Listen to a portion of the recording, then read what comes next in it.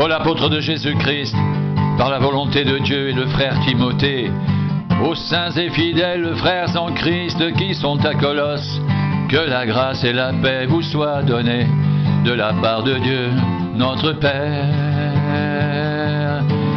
Nous rendons grâces à Dieu, le Père de notre Seigneur Jésus-Christ.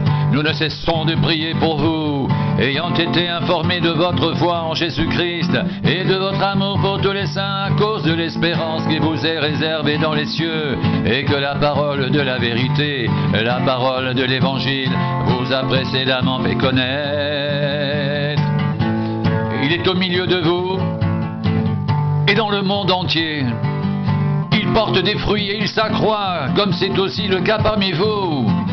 Depuis le jour où vous avez entendu et connu la grâce de Dieu, conformément à la vérité, d'après les instructions que vous avez reçues d'Épaphras, notre frère bien-aimé, compagnon de service, il est pour vous un fidèle ministre de Christ. Et il nous a appris de quel amour l'Esprit vous anime. C'est pour cela aussi que nous aussi, depuis le jour où nous en avons été informés, nous ne cessons de prier Dieu pour vous. Nous demandons que vous soyez remplis de la connaissance de sa volonté, en toute sagesse et intelligence spirituelle, pour marcher d'une manière digne du Seigneur et lui être entièrement agréable, portant des fruits en toutes sortes de bonnes œuvres et croissant par la connaissance de Dieu, fortifié à tous égards par sa puissance glorieuse, en sorte que vous soyez toujours et avec joie, persévérants et patients.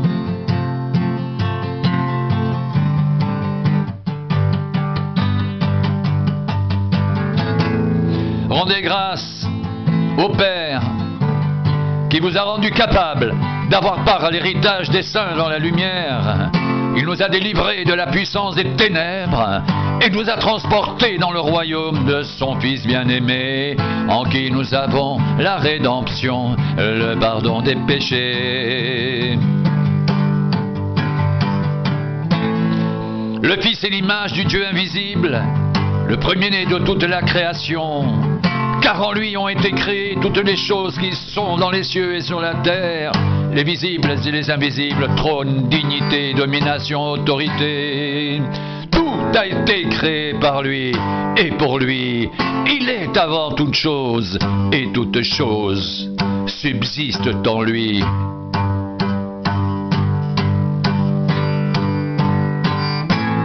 Il est la tête du corps de l'Église. Il est le commencement, le premier-né d'entre les morts, afin d'être en tout le premier.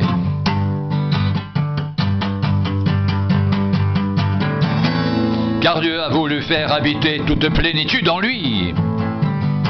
Il a voulu par lui tout réconcilier avec lui-même, tant ce qui est sur la terre que ce qui est dans les cieux, en faisant la paix par lui, par le sang de sa croix. Et vous, qui étiez autrefois étrangers et ennemis par vos pensées et par vos mauvaises œuvres, il vous a maintenant réconciliés par sa mort dans le corps de sa chair, pour vous faire paraître devant lui, saints, sans défaut et sans reproche, si du moins vous demeurez fondés et inébranlables dans la foi, sans vous détourner de l'espérance de l'Évangile que vous avez entendu, qui a été prêché à toute créature sous le ciel, et dont moi, Paul, j'ai été fait ministre. Je me réjouis maintenant dans mes souffrances pour vous.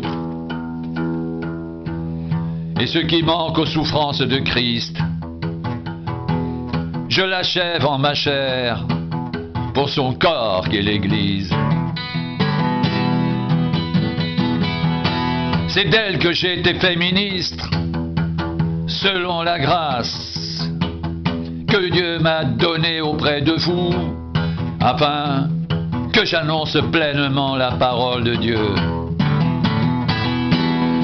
le mystère caché de tout temps et dans tous les âges, mais révélé maintenant à ses saints.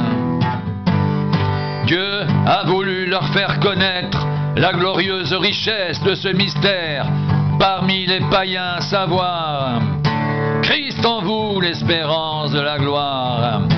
C'est lui que nous annonçons, exhortant tout homme et instruisant tout homme en toute sagesse, afin de présenter à Dieu tout homme parfait en Christ.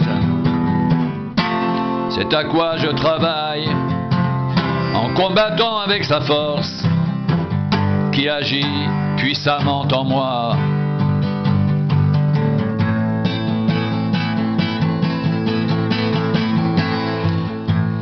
Je veux en effet que vous sachiez combien grand le combat que je soutiens pour vous, et pour ceux qui sont à la Odyssée, et pour tous ceux qui n'ont pas vu mon visage, afin qu'ils aient le cœur rempli de consolation, qu'ils soient unis dans l'amour et enrichis d'une pleine intelligence pour connaître le mystère de Dieu, savoir Christ, mystère dans lequel sont cachés tous les trésors de la sagesse et de la connaissance.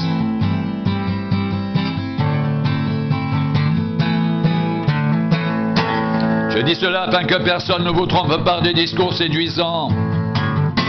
Car si je suis absent de corps, je suis avec vous en esprit, voyant avec joie le bon ordre qui règne parmi vous et la fermeté de votre foi en Jésus-Christ. Ainsi donc, comme vous avez reçu le Seigneur Jésus-Christ, marchez en lui, étant enracinés, fondés en lui, affermis par la foi, d'après les instructions qui vous ont été données, et abondez en actions de grâce. Prenez garde que personne ne fasse de vous sa proie par la philosophie et par une vaine tromperie, s'appuyant sur la tradition des hommes, sur les principes élémentaires du monde et non sur Christ, car en lui habite corporellement toute la plénitude de la divinité.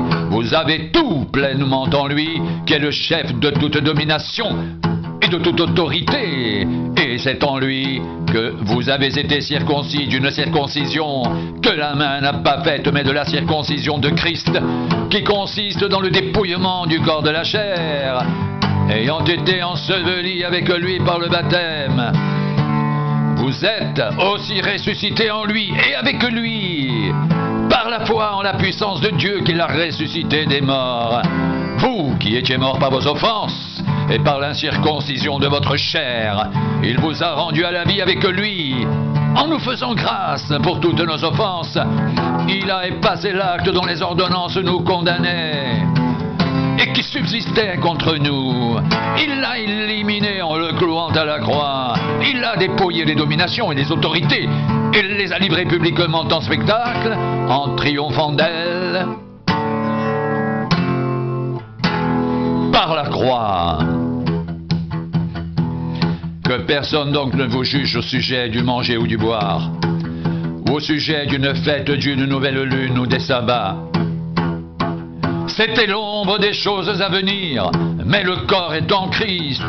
Que personne, sous une apparence d'humilité et par un culte des anges, ne vous ravisse à son gré le prix de la course, tandis qu'il s'abandonne à ses visions. Il est enflé d'un vain orgueil par ses pensées charnelles, sans s'attacher au chef, dont tout le corps assisté, solidement assemblé par des jointures et des liens, tire l'accroissement que Dieu donne. Si vous êtes mort avec Christ aux principes élémentaires du monde, pourquoi, comme si vous viviez dans le monde, vous impose-t-on ces préceptes?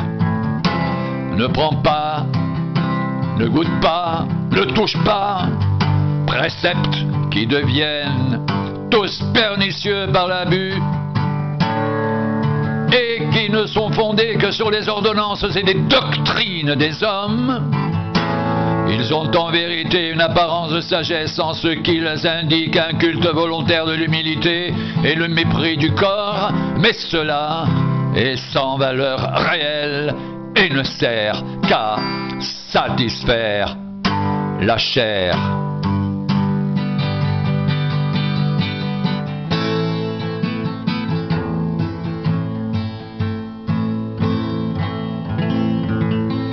Si donc vous êtes ressuscité avec Christ, cherchez les choses d'en haut, Christ est assis à la droite de Dieu.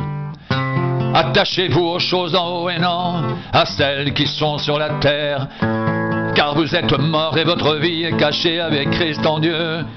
Quand Christ votre vie paraîtra, alors vous paraîtrez aussi avec lui dans la gloire.